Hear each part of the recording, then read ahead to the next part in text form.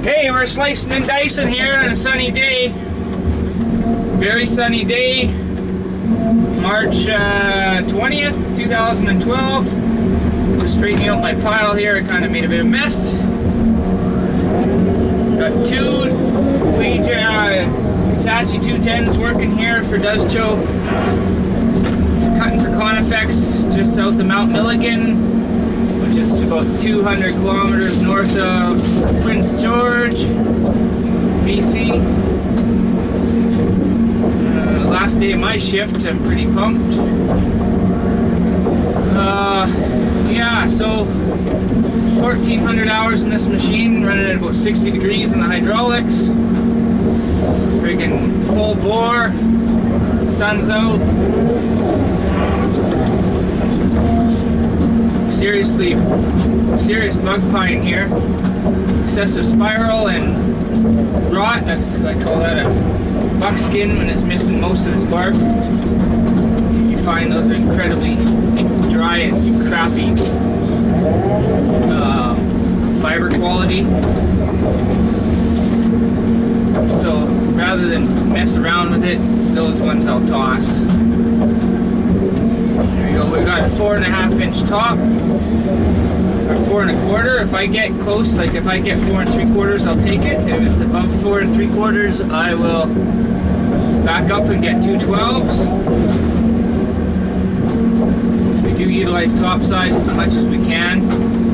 Obviously, we're trying to keep the ratio of shorts down under 25% in the small pile because just the mill doesn't want too many shorts. We can take, we can't waste wood, but realistically, the trucks don't like them and the mill doesn't like them, but that's the way it goes. So yeah, isn't too bad of wood, quite a bit of spiral check. Lots of sap rot off the butt. I usually take another chunk just so I get a higher quality. Some of the sap rot's 2 inches thick here on the butt. Spiral check no more than a 1/4 turn per length, so if it's quite bad I'll do a shorter log, obviously, try to keep it within a 1/4 turn. Running on saw limiter on. It's just an incredible feature. Yeah, I recommend having that dialed in. I didn't like it at first because I was pretty well just adverse to change. But I realized that that's a bonus, that saw limiter. Don't throw chains, don't hook your saw like well I did the other. And it's actually bad. I'm not used to it fully. It's a habit you got to get into, that one-touch sawing. I'm not used to it. I've only run this machine for about 6 months. Before that, the Warrior didn't have that feature, right? The Warrior had a much more powerful saw though. Just awesome saw. I could take a sharp or a dull chain off this machine and cut for a full shift on that Warrior. They're a bit of a battle axe, those ones, but we got the job done. I don't know what's going on. The coils, the proportional coils on these machines are just lasting forever.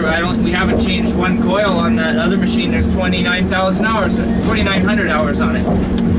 I don't know if it's what the deal is there, because it's the exact same Danfoss coil as the Warrior would run. So that's got quite a bit of sweep to it. This bucket in the middle kind of can take half the sweep. Keep it within tolerance, as long as the center line doesn't exit the log, they should be able to get saw log out of half the log.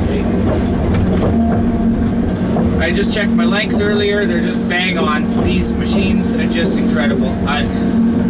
They've got them figured out. Oh, that's got